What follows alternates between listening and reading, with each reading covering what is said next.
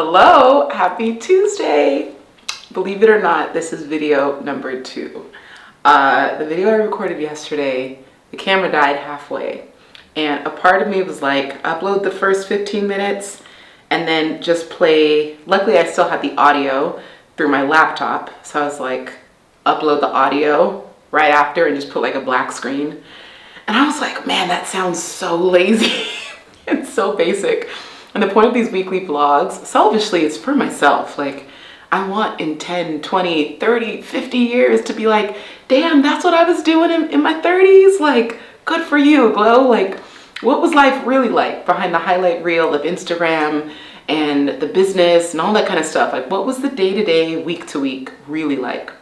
So this is for me. And then if you want to watch, welcome. So I knew that, like, it's not a big deal, but it reminds me of this, like, this compound effect. Every day, I mentioned it in the last video, you're either getting like 1% better or 1% worse. You don't really plateau. Like, you're either making decisions that enhance your future or potentially put it in compromise.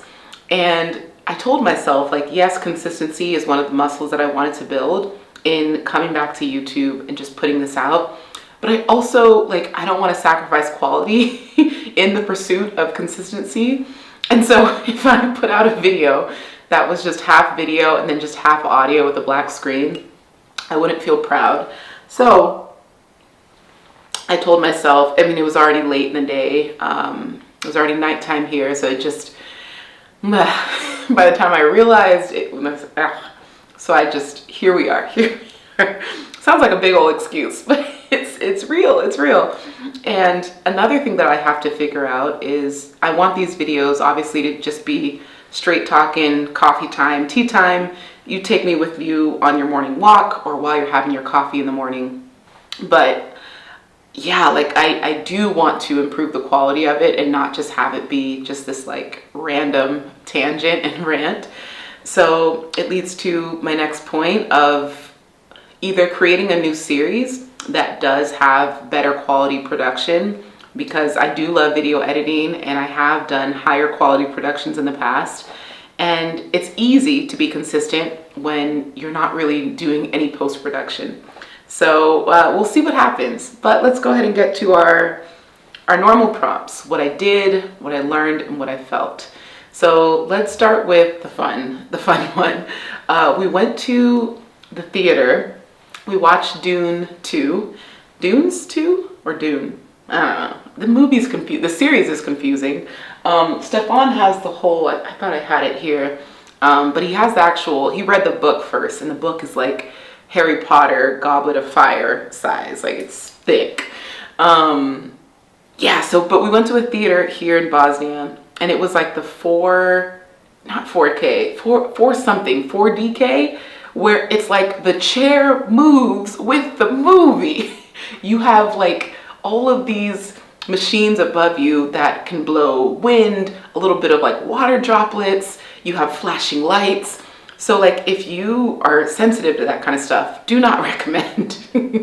But maybe I'll post a clip on Instagram of Stefan recorded me in not the highest moment where I'm just like grasping onto my chair and like waiting for it to stop because it was so intense. I'm already not like I don't enjoy movies that have a lot of like fighting. Even if it looks super fake, I don't enjoy seeing that. Like, there's just so much chaos already in the world. Like, I don't look at that as like a way to escape. Sorry, this coffee is so good. So yeah, we did that, but it was really fun.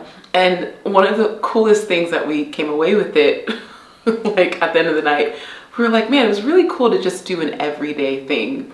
I think sometimes when you are like out in the world and you're traveling, you have all of these exotic experiences, you start to overlook the regular dates where it's just going to the movies or going on a walk, which can be just as fulfilling and exciting. So it was really nice to just have like a very low-key date night.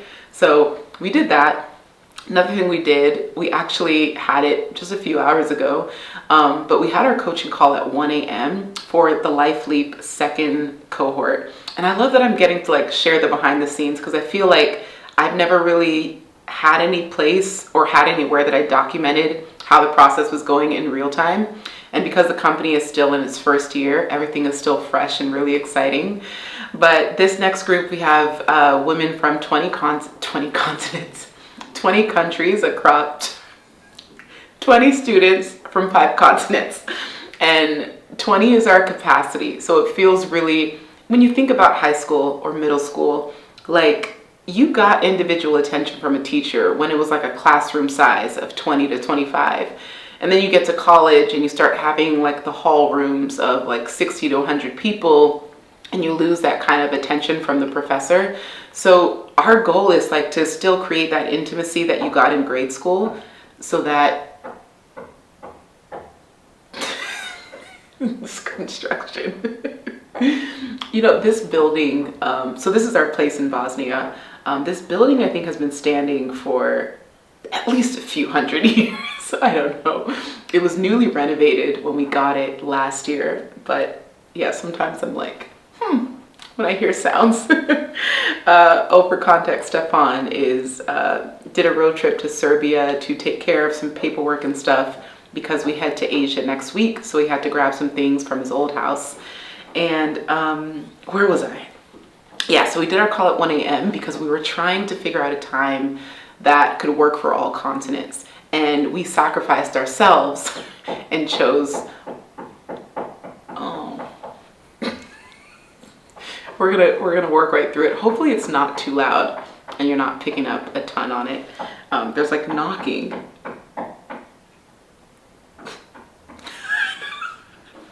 Authenticity. Am I compromising the quality by continuing to go? Okay, so I'm not gonna edit this, so what you see is what you get. 1 a.m. calls. So here's the thing about doing something at a time that feels inconvenient, or when you see something as a challenge. Most people can actually muster the courage to rise to the occasion and rise to the challenge. But oftentimes in life, because we chase comfort and convenience, we like push back and we run away from anything that forces us to like up level in real time. And 1 a.m. we hadn't done a coaching call at that hour ever together. I've done them in the past, but together we haven't. So it was such a dope experience to have experienced our best coaching call together at 1 a.m. And we did such tactical and tangible things to individually get in the zone, but also as a unit. And I think it goes to show that like when you're doing things that like take you out of your normal routine, like it forces you to actually do a better job. So I don't know if that's like helpful for anyone who like might be doing something at a mediocre level, or they feel like they're coasting with it. Like do it at a different time, do it outside, change the environment, do something different that makes it a little bit more challenging, because you never know, you might actually rise to the occasion and up level your performance. I mention this quote all the time, but Robert Bjork, the UCLA professor, it talks about the concept of desired difficulty. And I really love creating desired difficulty in my life so that I know that I am constantly up leveling myself, constantly putting myself to the test to rise to the occasion and prove myself right. Like we obviously are our own worst critics. We have those self-doubts, but when you have so much proof, as Alex Hormozy says, don't build confidence, stack proof of all the times you said you did what you said you were going to do. And I have so much proof that I can't be phased. Like everything that I'm doing now, I'm like, oh, I've done it. It might be a different time, it might be a different studio, different location, different setting, but I know that I'm capable of rising to the occasion. So that was really dope. What we also did is, I announced publicly on my Instagram that we are moving our US city. So our primary residence is here in Bosnia. The place that you've seen me live in the US, I've been in that high rise for 5 years. I don't think I've ever shared the full story of how I got there, but it was by accident. I did not make a big plan. I did not figure out the pros and cons of living in that city, which I don't share publicly for safety and security reasons because I had stalkers there. And yeah, it worked out. I posted this on Threads the other day, but I said it's okay to go to a city or move to a city to hide and to heal. I was not looking for community. I was not looking to be out and about. I was not looking for, an active environment where people could be like, Glow, let's meet up. Glow, let's do this. Like, I didn't want to be in that city for those reasons, even though like it could be considered a city where like people would move there for that reason. And I did so much growth and maturity, emotional maturity was developed in that space because I created it as a place that had no expectations other than to like work on me. And it was a very like beautiful, selfish season, which we don't get many of those anymore as we become adults. There's more responsibilities, whether it's taking care of our own kids or taking care of our elderly parents. There's a lot that gets like thrusted onto us and we have to step up. Like, we just have to grow up. You don't always have that space to be as selfish as you are maybe in this season or in past seasons. So I remember getting to that city like kind of by accident. I was there, because another island that I was on another island actually looking to move to that island. And then they had a deadly earthquake and they were telling people to like evacuate. And so I evacuated back to the US, and literally the only flight left that had availability was to that city. So I just got on the flight, booked it. And when I got to the airport, like in my just selfish mind, I'm just like, oh my gosh, like this is where I wanted to live and now I have to leave. And I see all these people camping out in the airport. There was no electricity on the island. There was no lights. It was dark. Nothing was working. There was just all this chaos, lots of kids crying, families just camped out on the floors and in the corners. And they're literally waiting for someone to either miss their flight or cancel their flight so that they could be let on. And again, like the amount of times that we should check our privilege or be mindful of our privilege, whether it's passport privilege, it's so humbling and it's so necessary to have those moments of like, man, Glow, like stop, like grow up. So I get back to the US in this city where I'm like in this dingy hotel for like 2 weeks. It's super dark. There's no light that's let in. And for some reason it was like there weren't many hotel options or availability. Like this was like, it was supposed to be like a 4-star hotel, like a pretty nice hotel, about $200 a night, but it was so like poor quality. And this is before I was like loyal to Marriott, which I highly recommend. Like I used to partner with them in the past. Like they were amazing to me and we did a great collaboration, but I genuinely and legitimately think that they're the top tier hotel chain in the world. So like it was not a Marriott hotel. And so I just remember feeling like, oh my gosh, like this, like nothing was up to standard. And it just felt like it was just poor. Like it had that smell of like mold and wasn't sleeping. Anyway, so I'm in that city and I'm like Googling on my laptop, like where to live in the US or where to move to. And I remember just like crying for days because it had been a minute since I had been that confused about what to do next. And I didn't feel like I had much time to buy. Each day that went by, I felt like I was getting further away from an answer of like where I should go.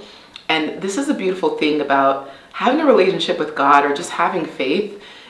I just heard a voice that says, look here, like you're in this city, look here. I had no desire to move to the city that I was in, but I was like, okay, I listened to that voice. I got still and I listened.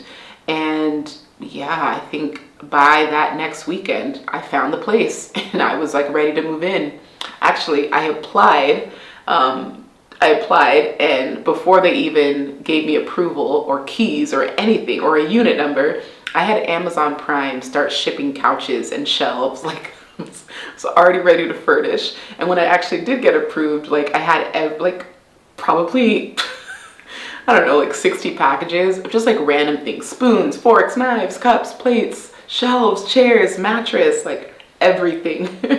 So that was really fun. And interestingly enough, the unit they showed me prior, like I was not a fan of, and I told them like, no, I just don't think this is the space. Sorry, this is a longer story time than I thought. And then they called me that night and they said, another resident wasn't approved for a like better quality unit, like we'd like to show it to you. I'm like, can I come now? I'm so desperate. So I'll come tonight. And they're like, hey, probably tomorrow. So I came the next morning and literally I was like, this is it. I remember walking into each room and praying and claiming that it was mine. Like, God, this is mine. God, this is it. I see it. I feel it. Like, I was like saying, thank you, God, for allowing this to be my space. Like, if you know a believer, like, we either look really, we'll either be delusional or delighted with the way we lead with faith, because I don't know, there are just moments where you just believe so hard that like God orchestrated something to work in your favor that you just go for it. So again, I had those 80 packages sent without a unit number, without thinking twice. And so it's funny, when it all arrived, I had this like stash in the mailbox room of just like, who is Gloria? And thank God they kept all the stuff there, and eventually I got my keys and my unit number and I moved everything up. But that's neither here nor there. I say now because we are like, okay, with being in Bosnia for like 4 to 5 months of the year, and then traveling another 3 months of the year, and then, you know, probably Bali, other places, another 3 months of the year. The US base is kind of like our rest, recharge, regroup, and create space. And so it'll serve as both a headquarters for the company and then also like just a recharging space for us as a couple. Like, I love that, I mean, together we probably own over 500 books. Like, we're such avid readers. Like, we're still waiting on, he's bringing his shelf from his old house this trip. Is that a bird? Stefan's been feeding the birds, like they come right on our ledge, and so he has all these like muesli oats, and so they come every morning looking for the oats, and I'm like, I don't have the heart Stefan does, like I can't do it. It's just in case they actually touch me or something. Okay, anyways, so in this next city, we want a place that has a really inspiring view, and I shared this process. Bird is big. I shared this process on Instagram and Facebook. You know, just shout out to everyone being so generous with their recommendations and their advice and their tips. Context is I'm a Bay Area born and raised girl for 15 years. Then I went to high school in Arizona, and then I did college in Kansas, and then I lived abroad for the next decade.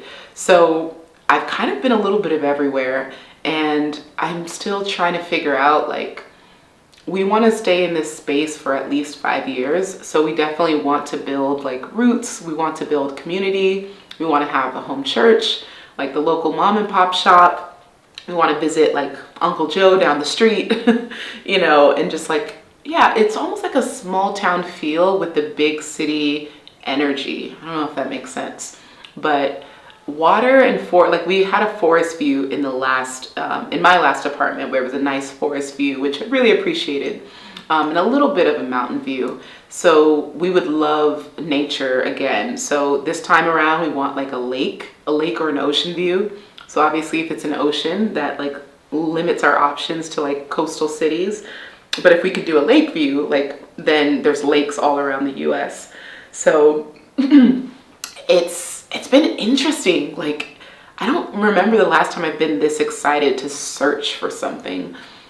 We have a top city, and Stefan's been so supportive. He's honestly like, wherever you choose, I'm down. So he has his preferences that are based on like his research, and then I have my preferences that are just based on my assumptions. Do you see how we mix? That's a couple. He's very research-based and I'm very intuitive. I'm like, I feel this way. So I'm really glad I'm re-recording this video, because the last one I don't think I included some of this information. But yeah, I think here's where I think I'm going to get my answer. We're going to prioritize a city that has a lower cost of living, because we're going to have a pretty aggressive investment strategy for probably the next decade. Like, we love the programs that we run now. We love the active income that we make. And we really want to set ourselves up to be and I don't even like the word work optional, because it's like retirement doesn't excite us. Like, again, that's a very privileged hot take. And I only say that because we found something that we genuinely love. So we want to do it for as long as we can, as long as we're able, God willing. Like, we love to share, we love to teach, we love to help, and we love to do it in a way that's sustainable, which is why 20 students per class is a really, like, there's so much space for us to individually get to build relationships with our students, versus like making it an open-ended program where hundreds of people are in and we don't get to really have that intimacy and build that relationship. And like, having met our students in the Philippines, like the last couple weeks, like that's what it's about, because that feels like community and that feels like true intimacy and transformation. So like, it feels sustainable to do that over a long period of time versus have that like heavy burst and like high scalability in the beginning. Why did I say? So sometimes I just be. I think the point I was trying to make is that, yeah, so prioritizing a city that has lower cost of living so that we can match whatever we're paying in rent to our investment portfolio. And that way it feels like, okay, these are living expenses anyway. Because most people, I think, I mean, the housing market is, but most people are saying like, oh my gosh, rent is a waste of money and you should like get your first, maybe someone's moving in, I don't know what's happening. Get your first home, but home ownership doesn't excite us, and like having a tenant doesn't excite us. Flipping property doesn't excite us. And what's beautiful is that you have options on the ways that you want to build, that you can build wealth, or that you do want to create a plan for your future. We are dual income, no kids, the dinks way of lifestyle. So our expenses are already kind of on the lower side, even with travel. And yeah, so it's all of these things like taken into consideration, and doing this with a partner has been really cool, because in the past, I've always just like made decisions for what I think is best. And having Stefan's analytical, logistical brain, I'm like, oh, that is smart. Thank you, sir. Yeah, so that's what we did. What I learned a lot. I feel like I'm learning, gosh, I'm learning so much. Oh, I'm no longer vegan. I feel like I should have started the video with that disappointing news. I'm no longer vegan because I learned that that's not something you could just do. You need to plan for that transition. And I was so protein deficient. I was so weak. I couldn't even, like, some days I couldn't even like move.